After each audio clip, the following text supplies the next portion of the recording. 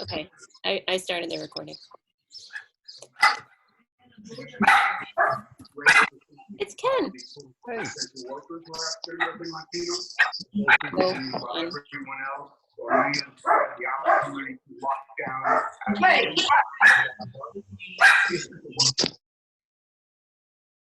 Okay, Josie and Joshua, can you unmute yourselves?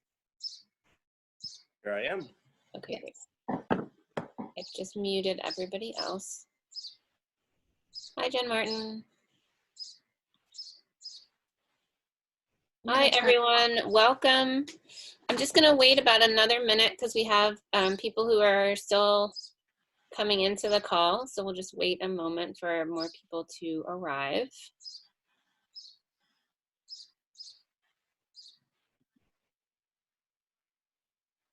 Oh, we've got a double. I double people. What's up, Kentucky?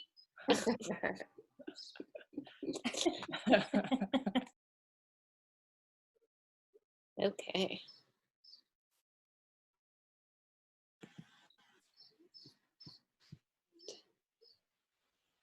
Okay, Josie, you'll keep an eye on the waiting room. I turned it off, actually. Oh, good. Okay. Yeah, I'm still just going to wait another minute.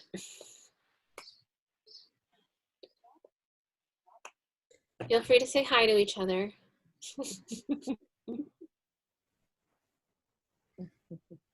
Oh, it's so good to see everybody. It's so nice to see faces.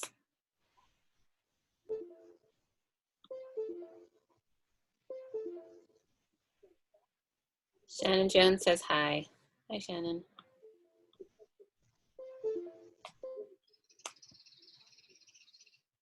Oh, hi from Kensington. Hi, Kensington.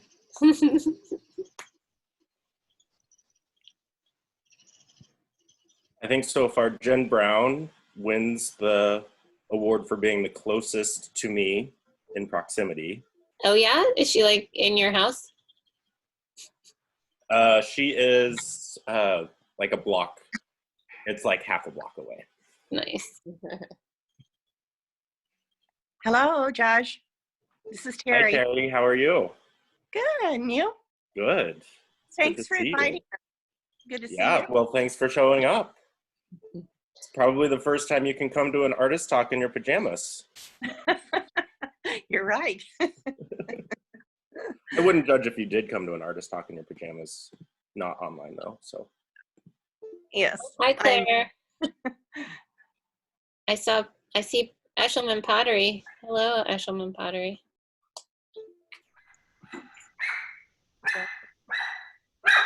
Nice. Okay. I'm just gonna start out by asking everyone to keep themselves muted. At the end of the talk feel free to throw comments and questions into the chat, and then we will, when we get to question period at the end, we'll ask you, you can unmute yourself if you want to ask your question directly, or I can read it to Joshua for you.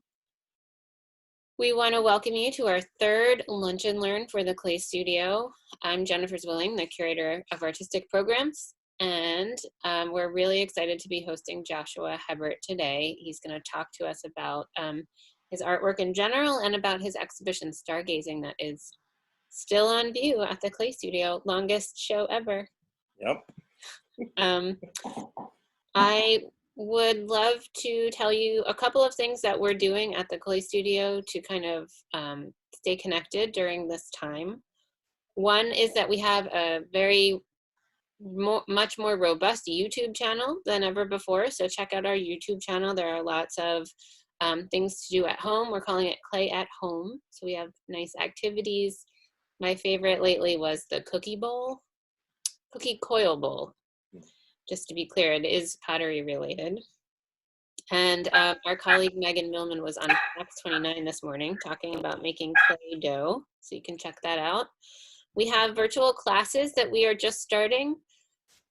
Next week, a bunch of new ones are starting. So check out our website under the classes tab, and you'll be able to find links to sign up for some of those classes since we can't do classes in person.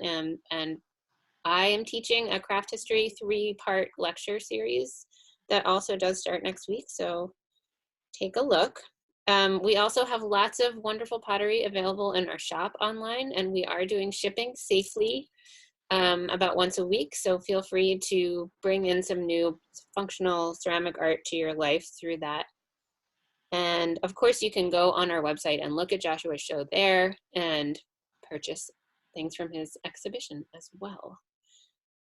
So welcome to all of you, 43 people so far. That's great. We really appreciate you participating. I'm going to introduce Joshua. Joshua Paul Hebbert received his MFA from the University of Colorado Boulder and his BFA from Creighton University in ceramics. He has worked for a variety of cultural craft institutions, including Watershed Center for the Ceramic Arts, Gulligard International Ceramic Research Center, Aramount School of Arts and Crafts, and the Museum of Contemporary Craft. He has exhibited his work nationally and internationally. He has been a resident at the Clay Studio since 2005, or I'm sorry, 15. So sadly, this is his last year, sadly for us, but we are really excited to see what Joshua does next. He's been doing amazing work during his 5 years at the Clay Studio, and he's currently part-time faculty at MICA. So he's got a lot of really lucky students down there who have the opportunity to learn from him. So without further ado, Joshua, I'm gonna hop it over to you. All right. Thank you so much, Jennifer. It's been an honor to be a resident for the past 5 years, and I'm really so happy to see everyone today. So thank you for taking the time and tuning in. I'll hop on over to my screen. So like Jennifer said, I received my BFA from Creighton University in 2009 and my MFA from University of Colorado Boulder in 2014. And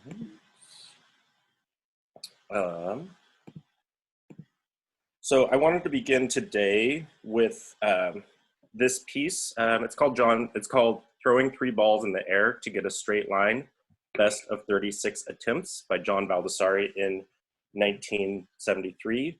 I usually like to start my presentation with this image, but it felt like a very fitting image to begin, especially now about a month into stay-at-home orders, where I think collectively we all feel like everything is just kind of up in the air. So there's a lot of things up in the air right now, and I just wanted to thank you all again for coming to this. So what I like about this piece is John Baldessari set up this system in which he wanted to throw 3 balls in the air and take a picture at the exact moment they're in the straight line. So this is a series of photographs, and I think that they are just really stunning photographs in their own right, but they do bring up a couple of themes that have been present in my work for a number of years. And so one thing that you'll see over and over again in this lecture is this play between a structure and then breaking the structure, or a system of logic and some sort of chance that breaks that system of logic. I like to think of it as structured systems that then invite play or invite this other element that kind of takes away that structure or comments on that structure or undermines that structure. And so there's always that play in my head when I'm making work. This is another separate series. You can see his hand throwing the balls. This is throwing 4 balls in the air to get a square. And so you can see this is an attempt, and some are more successful than others. Some are kind of like parallelograms, but he doesn't ever really quite get to that square. And I think that that's something that's really interesting, where he's setting out a system, but he's never quite getting there. It's always just too absurd to really be successful. Another issue that is really present in this work is the play between two-dimensional and three-dimensional. So this is something that I think a lot about in my studio, and I think about representation versus being. Like, what does the picture look like versus what it actually is? So I think that that is something that you'll see come in and out of my lecture today. So this is a work that I made when I was in, or before I talk about that, it wasn't until I started doing the preparation for this presentation that I realized this connection between the balls in the air and drawing the shapes, and my current work, which is Stargazing, which is talking about constellations and seeking shapes in the universe and kind of seeking the lines between the dots in the universe. I also feel a little bit like this is me in my art practice sometime, where I have a lot of balls up in the air or a lot of different projects, and hopefully this artist talk is trying to draw a nice little square or a straight line between all of those disparate balls that are in the air. So we'll see how I do. So this is a work that I made in 2013. It's called They Wrote Themselves into the Stars. And it's made out of plaster, graphite, pigment, and wood. It spans about 15 feet, and it's probably like 9 feet tall. So thinking about kind of the origin story for this work, this is a detail of one of those plaster pieces that have the graphite ground into it. Takes me back to when I was 7 and visited Devil's Tower. So Devil's Tower is in northeast Wyoming, and there I heard the story of the 7 Sisters of Pleiades, which is a constellation in the sky. So the Lakota legend tells the story of the constellation as 7 girls who went out to play and were spotted by giant bears who chased them. The girls climbed on top of a large rock and prayed to the Great Spirit for their safety. The rock suddenly rose up towards the sky, and as the bears started to climb it, they left deep claw marks in the sides of it. But the rock became too steep for them, and they never got the girls. When the girls reached the sky, they were turned into stars. So here's an image of Pleiades. And then this is Devil's Tower. This is me and my brothers and my dad visiting Devil's Tower in 1994. So cute. I'm the baby of the family, and you can see me very small in contrast to the giant Devil's Tower, and even at 7 I was striking a pose. So around the same time that I was making the previous work, I started making these line drawings in clay. So again, it was me thinking about lines, thinking about shapes, and thinking about how we can tell stories through lines and through shapes. So this is a piece, the constellations are real and imaginary. The lines of the constellations are real and imaginary. So playing between this idea of like things being present, but then also elusive. And so these are just coils that then I incise that black line onto and use steel rods to make them pop out from the wall. Here's another one that shows a little bit more of the shadow. So this one I titled, The Moon Has Seen Great Civilizations Rise and Fall. So really starting to think about myth and a way of exploring storytelling through lines. Again, here's where I'm thinking about the 2-dimensional versus the 3-dimensional and that play between the two. So this study of line drew me to Saul Lewitt. This is Saul Lewitt's wall drawing 123. So Saul Lewitt was a conceptual artist working, really starting to work in the 1970s and kind of thought of as the grandfather of minimalism and conceptual art, along with John Baldessari. So in this work, Lewitt really started to make these systems and make this system of logic and make this set of rules that then people were tasked to continue. So this one says, the first drafter draws a not straight vertical line as long as possible. The second drafter draws a line next to the first one, trying to copy it. The third drafter does the same, as do as many drafters as possible. Then the first draft, followed by the others, copies the last line drawn until both ends of the wall are reached. And so you can see in this, there's like the system and then the play with the lines as he goes on. This is another wall drawing that's very similar. I won't read the directions, but they're very similar, just asking each drafter to copy the line of the person below it. So this is this is about in 1974. These are his variations of incomplete open cubes. And it was really the origin story for my thesis show. This is another piece that I saw when I was in undergrad at the Joslin Art Museum. And it really captured me just walking around this piece. I mean, I remember walking around this piece while all of my other classmates meandered on to other parts of the museum. I was still stuck with just the structure of this and just trying to figure out how all of the objects related to themselves. So here are two, this is the beginning and then a middle incomplete open cube. And you can see, if you can see, I have those tattooed on my forearms. So these are some larger pieces that are from the same series, also from 1974, where he's taking those incomplete open cubes and blowing them up. This is kind of the original, where he made each one that was 8 by 8 inches, and then he also took photographs and he also drew them for the wall display. So this is my remake of that piece that was my thesis show in 2014. So I remade all of his incomplete open cubes in ceramics, and then made this platform, and then also painted them for the wall for the two-dimensional representations.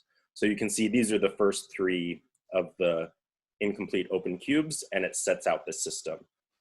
I titled this Querying Lewitt because I think there's something about this approach in which I'm taking something from history and I'm adding this other level. I'm revering it, but I'm also questioning it.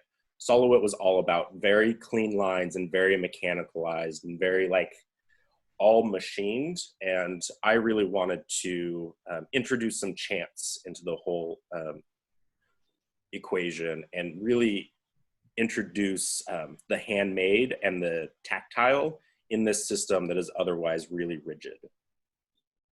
So you can see there's this one piece here in the middle that needed this support in order to hold up. And I think that really has like the kingpin of the whole piece. So after graduating in 2014, I started my residency in 2015 here at the Clay Studio. And the next body of work was really stemmed by the experience that I had moving to Philadelphia and kind of meeting a certain boy that I developed feelings for and didn't quite know how to express them in words. So I relied on making art. So at the same time, I was reading this book about computer language and computer systems, and really delving into my research into binary code and other systems of logic that are used to communicate in a much more mechanicalized way. So this is me researching binary code and then deciding to make a love letter in binary code. So this is, if you read it in binary code, it says, "You made my heart swell."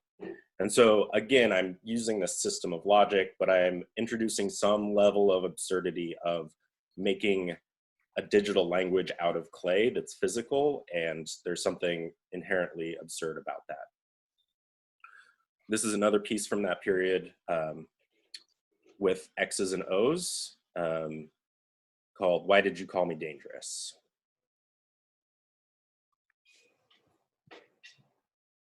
So this is another piece where I put a light in my mouth in order to spell out Morse code. And for this, the message that I wanted to say was, I can't save you if I can't see you. So thinking about kind of being lost at sea, or thinking about two ships in the night and trying to communicate that with someone, and using the language of Morse code in order to do that. This is a piece that I made with Braille. So I made a mold in which I poured plaster into it, and you can see this very faint Braille. So thinking about touch and how touch helps us communicate. And this is a poem about a dream that I had. This is a piece in which I used silver luster to repeat over and over again my name, and as if I would take the name of this certain someone that I was very infatuated with. And so I kept repeating this name over and over again. And so in my head, and I just loved the melody of it in my head. And so I really thought that I needed to just make a mirror of it. And so I did 3 or 4 layers of luster that gives this a really reflective feel, and you can actually see your face when you're standing in front of it. Another piece that I was thinking about just the timing and thinking about somebody versus somebody. It comes from a musical company, Stephen Sondheim Company song that is really lovely. These are all part of a show that I had at the Blue House Gallery in Dayton, Ohio, that I titled Former Love Letters. And so they didn't all correspond to my romantic life. This is one that I made that really responded more to the political reality that we were living in 2016 and 2017. So it's a gravestone to the line between truth and fiction. And it's broken in half to show that juncture. And then about that same time, I made these 2 pieces, Woe Is Me and Woe Are We, that I wanted to include just to have. It feels kind of relevant to our everyday life right now, Woe Are We, but trying to kind of record it, put it down, and then move on from it, and use it as a record, but then be able to move on and transpire beyond that. So in those pieces, I was thinking about this system of logic, the system of language, of systems, of communication, and the ways in which I wanted to queer that system by making it out of materials that didn't make sense and doing this sort of translation. So all the while I was making that work, I was also investigating my more functional work. So this is a piece, this is a show, or this is a model that I had for my cups that are in the show. So what I would do is make a mold of something that has a lot of texture, and then I would pour slip into that, let it dry for 10 minutes, pour the slip out, and then what happens is you're left with a shell of clay, and then I would pour plaster into that space. So then I was making a positive from the negative space on the interior.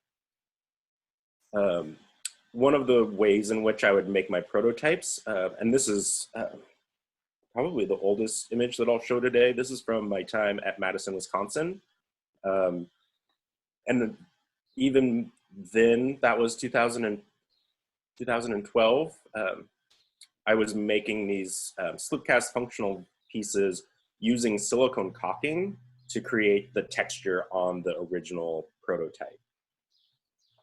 So you can see this silicone shell that is the prototype for these pieces.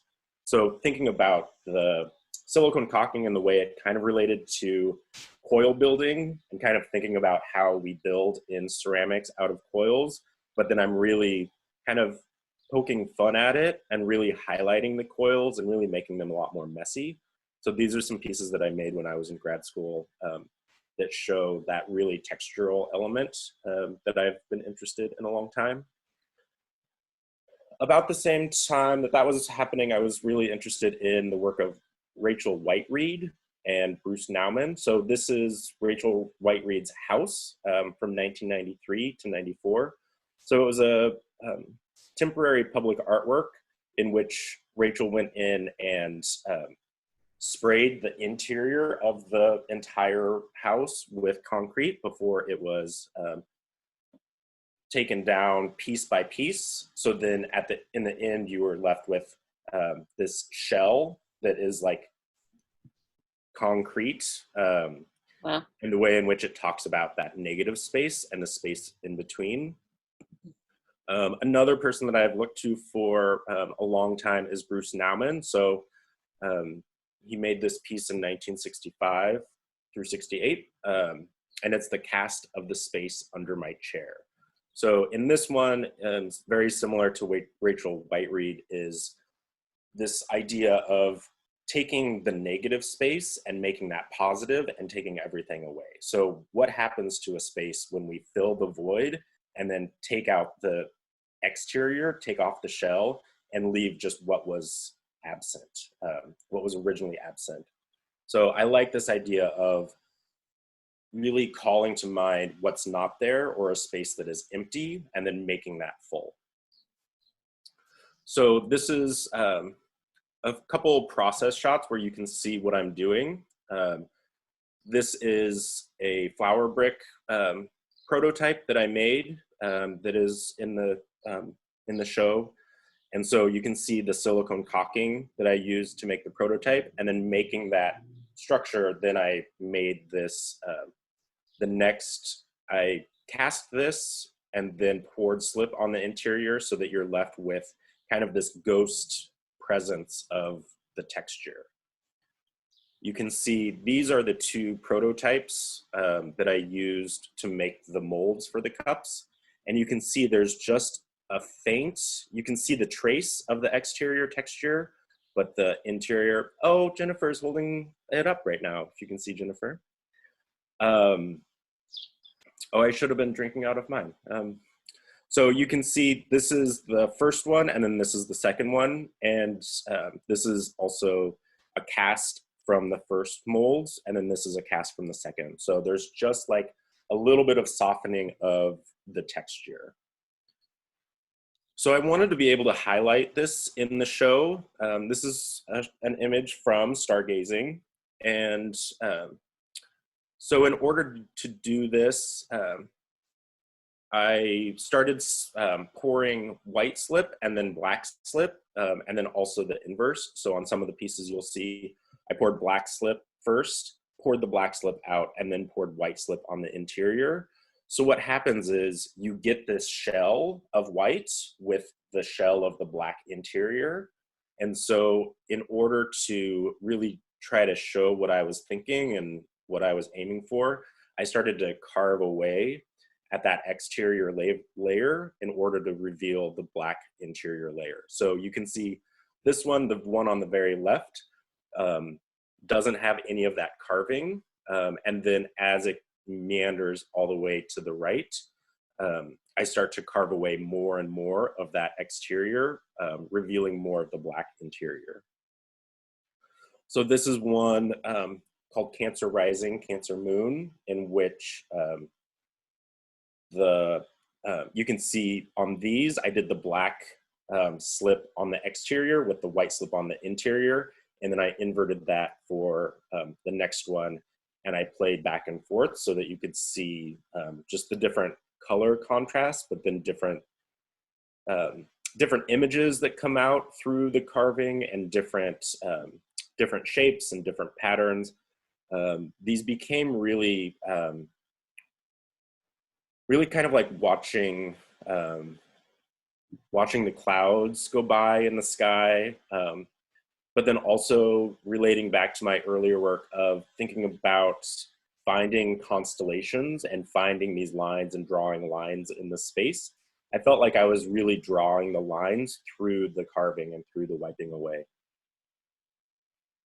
So this is another set of vases that are in the show. And in this one, I use the silicone caulking to make horizontal lines.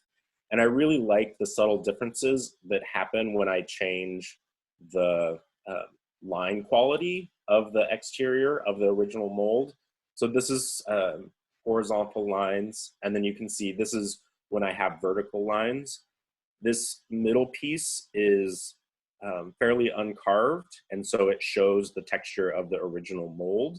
And then as I carve away more of that exterior, it's revealing that interior shape, and you can start to see patterns and how they correlate and expose themselves over different pieces. Again, this is a different mold that uses the vertical lines, and so you can see that this is from the original mold, these four.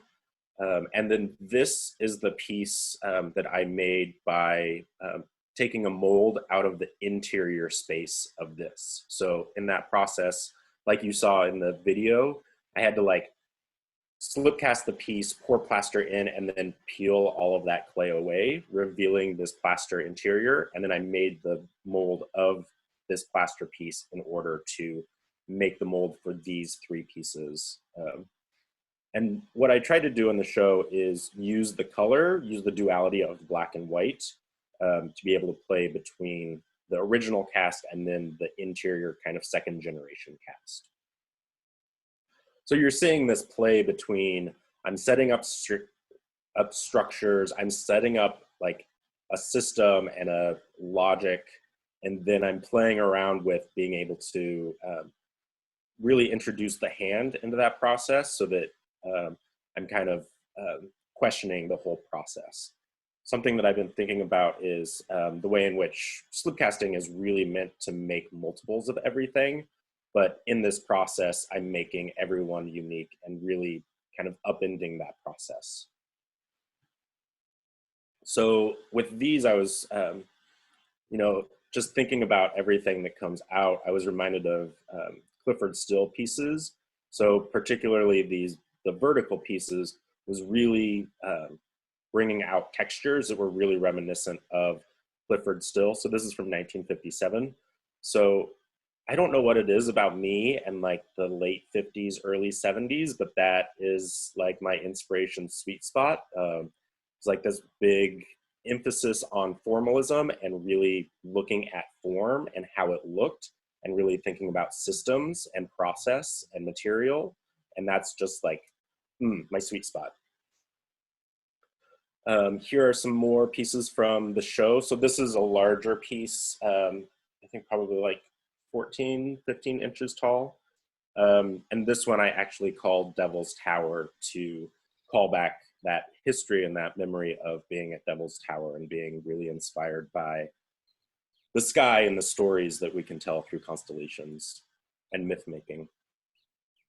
In the show, there's a larger pedestal that I have in the middle of the space, and here are some of the pieces that I titled the Asteroids. So in order to make these, I created a mold. This is another shot of that. So you can start to see a little bit more of the shape and the texture that I was playing around with in this. So again, 1967, just right there in my sweet spot. This is from Kenneth Snelson. It's called Untitled. It's actually a moquette for a larger piece. So you might be familiar with these. They're fairly popular outdoor sculptures for you know, mid-century sculpture gardens. But he was using the idea of tensegrity from Buckminster Fuller. And so tensegrity is this idea that you have these fixed lengths and fixed lines, and then using some sort of cord to go between those, you create this structure. So it's really creating form out of lines. So another way in which I'm thinking about the play between 2 and 3 dimension, these are just made out of lines, but suddenly you get this larger form. So this is actually a toy. It's called the Tensegrities, and it's Buckminster Fuller for kids. So I found this at a thrift store that I was working in 2008, maybe, and I've kept it with me just as a way to make form. And so, so for these, I'm showing these process images that I made in graduate school, but it's a similar process where I was taking this form that I made through the Tensegrities and wrapping it in plastic, and then making a mold of that and slip casting that. So these are 2 vases that I made in graduate school that was really thinking about that and exploring that. And then I actually made a really large one. So this is made up of, it's like 10-foot long steel or aluminum rods and tennis balls that then I put on the ends of them, and then bungee cord that I was able to bungee between. And so creating this really large piece that was just absurd. And it was like, why did I make this giant piece that I literally had to strap to the building of the art building so that it wouldn't blow away in the wind. I took that with me. I didn't take that with me, but I took the idea of that. And I started to play around with, well, I made one of these. It was really early on when I got to the clay studio, and I wrapped it with black plastic, and then I made this rubber coating for it so that I could make a mother mold and so I could make productions. So this is the piece that I made a mold of, and then I spent so much time on the mold that I just liked the mold itself better. So again, setting up these systems and setting up these steps in which I'm just taking and making the slip cast from that piece. So in this one, I have the same form that then I'm able to cut in different ways and make, I like to call these my tulipières, so that they're really specific for certain flowers, not necessarily for tulips, but thinking about the ways in which we can use these, I can use these pieces to display flowers and floral arrangements in ways that maybe we wouldn't necessarily think. So you can see I'm starting to, the texture is much more present in this one, but I'm doing that same process where I'm taking away that exterior texture and revealing that white interior. You can see these have little door stops in order to be able to hold them up. The door stops are also something that I've been making for a number of years, that I just like having ceramic door stops. So I'm going to be making more of these and marketing them as spoon rests once I get back into my studio. So here's another one where I'm showing a little bit more of the white texture on the interior. And these, I started to think more about the Razzle Dazzle ships. So these are, it's a type of camouflage that was really popular in World War I, where, so this is from 1918. And so this patterning of the ship really caused a lot of frustration when people were trying to gauge how fast ships were going and how, like, what direction they were going. So I really like this patterning for one thing, but then just thinking about the way in which the form and the 2D is wrapping around the 3-dimensional thing and really evoking this sense of camouflage, because this is a type of camouflage similar to like a zebra. A zebra doesn't blend into the environment, but a group of zebras blends into each other and adds for more of a confusion for the prey more than anything. So thinking about how all of that actually relates back to my studio practice. So I'll end with these pieces that are in the window. So if you go by, you can see them. So these are kind of my take on kind of the moon vase that takes two hemispheres and puts them together. And I've elevated these a lot more just to try to bring this sense of heightened drama and the sense of elevation and the sense of elegance into these pieces.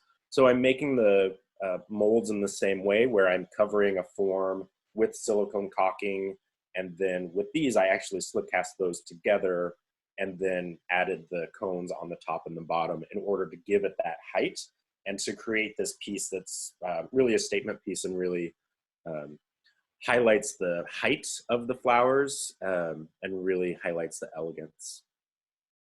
So for these, this one on the left is called Axial Tilt. The one on the interior in the middle is Pangea. And then the one on the right is the gravity pulled the cosmic dust to form the earth underneath our feet. So thinking about the ways in which these become kind of planets on their own, like all of the other things, or the cups and the vases are more like constellations. The asteroids are more like these weird things flying through the space. And then these I wanted to become this more like planet structure, this like really grounding element in the show that creates a sense of, I don't know, otherworldliness, thinking about celestial bodies.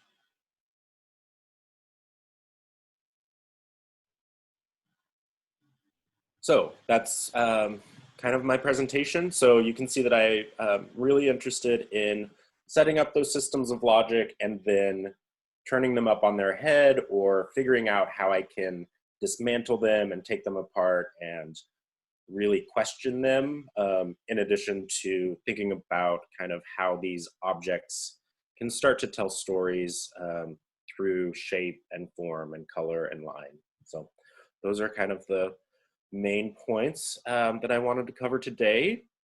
And I think that I'll throw it to Jennifer, or you can go ahead and ask questions in the chat if you have any questions.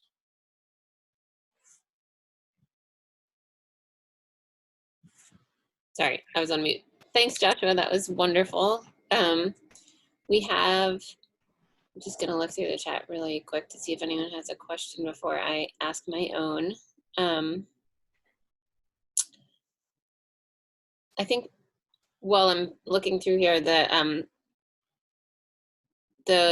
images of the Razzle Dazzle ships are so evocative, and then when you show these, I think especially the moon vases are really doing that. They're confusing your eye, but they're also just really defining the shapes, which is amazing. Did you, when you did that research, did you find out who the designer was or whose idea it was to do that? I know that's not a question about your own work, but I'm fascinated. No, I think, I want to say it was the Dutch, but I'm not sure. Yeah, I would have to look back into it. Oh, were they not done on American ships? They were, yeah. Oh. Just where? So this is the USS Muhammad, I think. And there's a great podcast about this on 99% Invisible. If anyone's familiar with that podcast, it talks about design, and they spent a whole podcast talking about these ships. So that's where I first heard about it. But no, I wish I could credit the original designer who came up with it, but I think it was more like a team of Navy camouflage experts.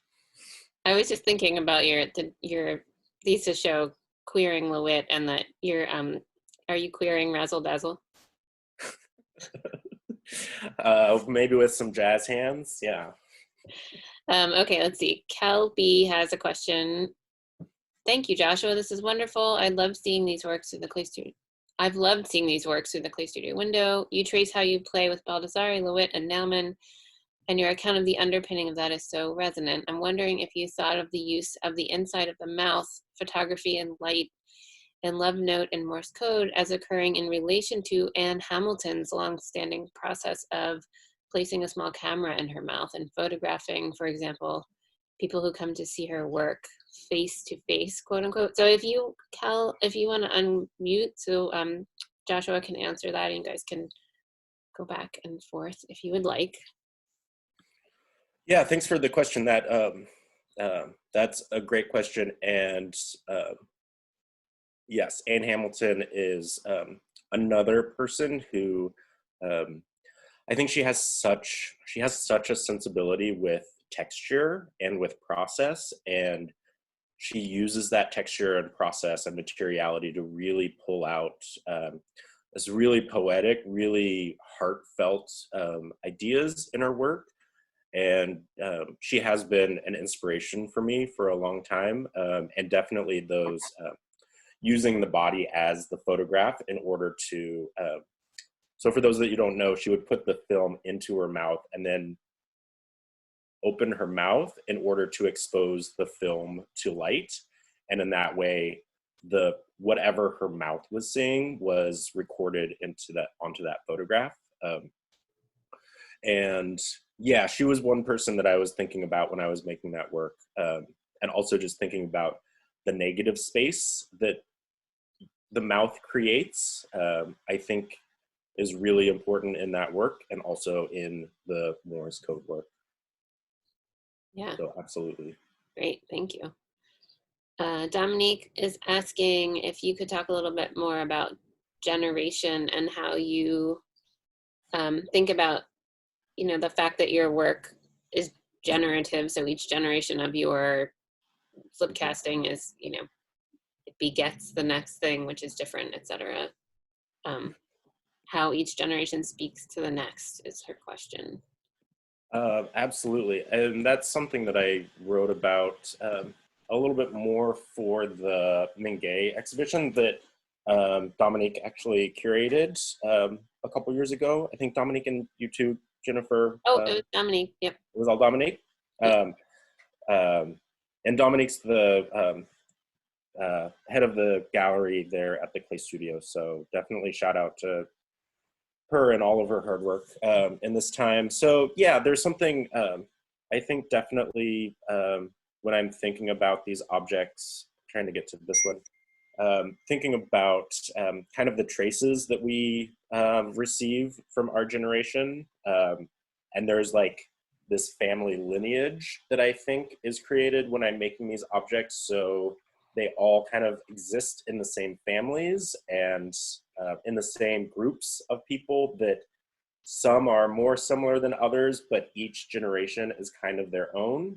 And I think that knowing that I have family who are with us today, I think that that's something that I've gotten from our family is just this like passing down of certain traits and the way those certain traits come together or kind of are elaborated or kind of hidden. In Nebraska, where I'm from, there's this term called the Hobart Pace that is used to lovingly refer to the pace at which some of the members of our family move. So great grandpa Albert was just a very slow person who just really took his time and really wanted to see all of the hills and really just took his time. And so I think that that comes through in this body of work itself, because there is this slowness to this, there is this deliberateness to this, where it takes time to make the interior mold and then make the next mold and then make the next mold. So I feel like I'm carrying some of that generational history through these pieces that are also talking about that generational history.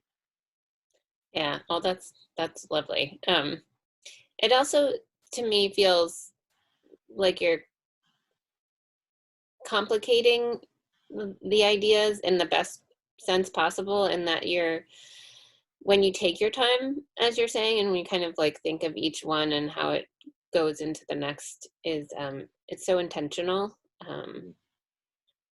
Which, not to overly connect everything to what's going on right now, but I feel like our lives have become incredibly intentional because we are just forced to be in one place, but still be trying to do so much that we really have to examine kind of why we do everything and how we're doing them, and trying to figure out the best way. And that's so related to the term craft thinking that I love, that the way that people talk about, using a material like ceramic forces you to be thoughtful and slow and intentional. So I think that our field has a lot to teach the rest of the world in this regard at the moment. Jennifer wrote that it's Norman Wilkerson, a British artist and naval officer, who came up with Razzle Dazzle. Jake says Razzle Dazzle is already queered. Yes, that's what I was thinking too. Let's see. Can you talk about your use of words in your piece, the piece that you made From Storage to Studio? That's from Raymond. Oh, yeah, absolutely. So for that piece, for that show, we were invited to the Philadelphia Museum of Art to go into their collection and pick a piece in order to respond to it. And I found the memory jugs in the Philadelphia Museum of Art. And the memory jugs are these really great pieces that have a lot of just, it looks like it's rolled around in your great-grandmother's junk drawer. If your great-grandmother was anything like my great-grandmother was, she liked little knickknacks and little tchotchkes. And so it created this piece that was really textural and really had a lot of things on it. And so it talked about the memory of the person. And then that week, or the week before, was the hearing for Brett Kavanaugh's appointment to the Supreme Court. And Dr. Blasey Ford had said about how the language, or how the laughter was really violent. Or she said, indelible in the hippocampus is the laughter. And so I wanted to use the laughter of ha ha ha just to cover the pieces, in order to kind of subvert and kind of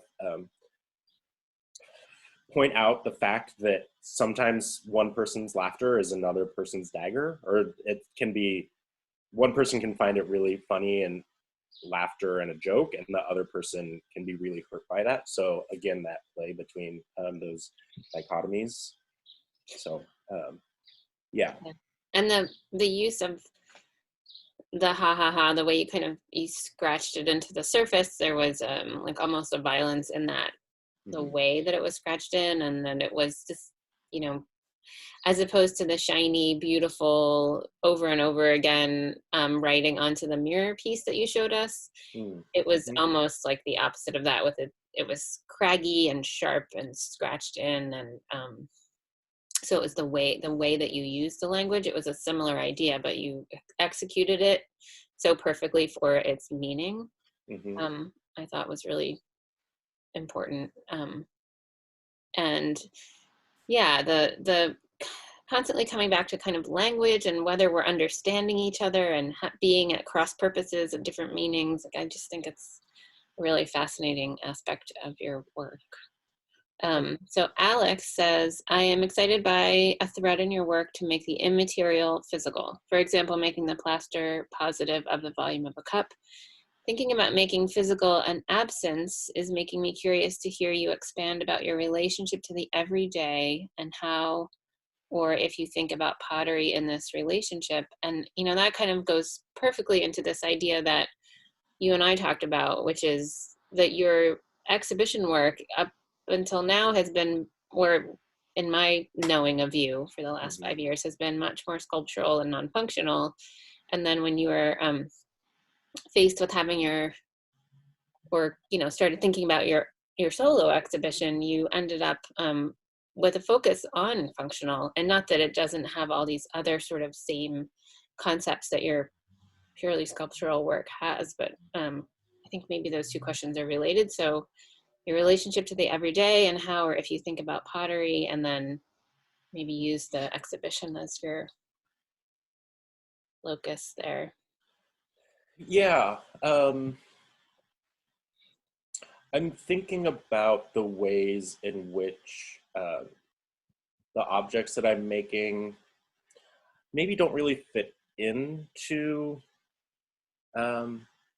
even fit into a cupboard. Like, I'm sure that any other person out there who is an avid collector of ceramic artists, such as I am, there's this precarity to even stacking the cupboard or like putting our dishes away, because nothing fits, nothing's the same, everything is different.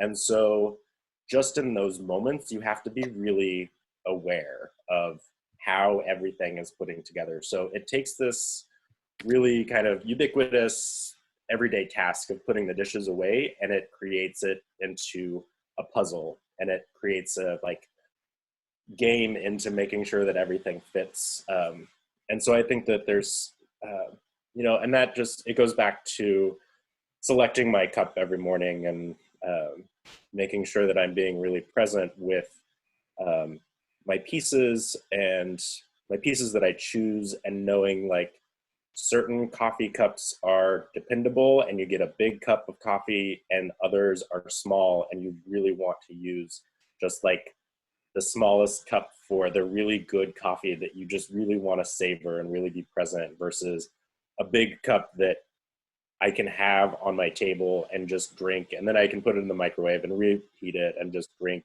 all day out of it. So I think that, I think that it's a different play on the word of presence, or being present, and how my pieces really want to highlight that. And then also just making pieces that don't blend into the environment and don't like become quite so ubiquitous. They kind of stand out, and I like that about them. They're not going to be just like the meek cup that's in the back that doesn't stand out. It's not going to be one of a set of 4 that are all the same that you can go to IKEA and buy a new one if you break it. It's like, yeah, there's something really special to that I think has always drawn me to craft, and has drawn me into ceramics in particular. So Yeah. Did that answer both parts of the question? I think so. Okay. Great, sure. Can you, would you mind to end your share? Because I just wanted to share my screen with everyone and show quickly your piece from Storage to Studio. Okay, great. Hi, Mom. Yay. Okay, so here is the website for From Storage to Studio. So you can go to our website and go to the page for that, and then you'll see Joshua's work right at the top of the page, and on the left is the piece that he was inspired by at the museum. Here he is looking through some storage in the basement of the museum, and then this is one of Joshua's pieces. He made 2 for the exhibition, and you can see the text scraped into the surface, like we were talking about. And then also just wanted to share with everyone the exhibition website for Joshua's show going on right now. And you can go check that out. Lots of great images, many of them by John Carlano. And I think some of the ones in Joshua's presentation. And then Joshua was nice enough to do a video series with us. So you can also kind of go look at him talking in this space if you're interested in that. Lots of good stuff. And you can also click on over to the shop page. Oops, that's not the right link. Anyway, you can click over to the shop page. I will put the links in the chat really quick so that you can see how to purchase some of the work from that exhibition. I am just really pleased that we had this opportunity to talk today, and we are right about at an hour. If just anyone else has a question, they're welcome to put it in the chat in the next few moments. Joshua and I can hang around for another 2 or 3 minutes if people want to just talk directly. But thank you so much, Joshua. We're really excited to get back into the studio where your work will be up for another week or 2, whenever that is, so people can see it in person if they're in Philadelphia. But yeah, thank you so much for sharing with us. Oh, can we see your shirt? That was what I wanted to say. Oh, absolutely. Yeah. So I had bought this and it arrived the day that I was supposed to give my presentation in person almost 2 months ago. So now I have a chance to wear. Molly Ann Bishop, who is a really, really wonderful ceramic artist. Excellent. Okay, great. See, we're always supporting each other. Thanks for that. All right, thanks so much, everybody. Have a great day. Thank you, everyone, for coming again. I really, it was good to see everyone. Yay. Bye-bye. Oh, I see your mom. Bye. Mom, cousin, brother was there. So exciting.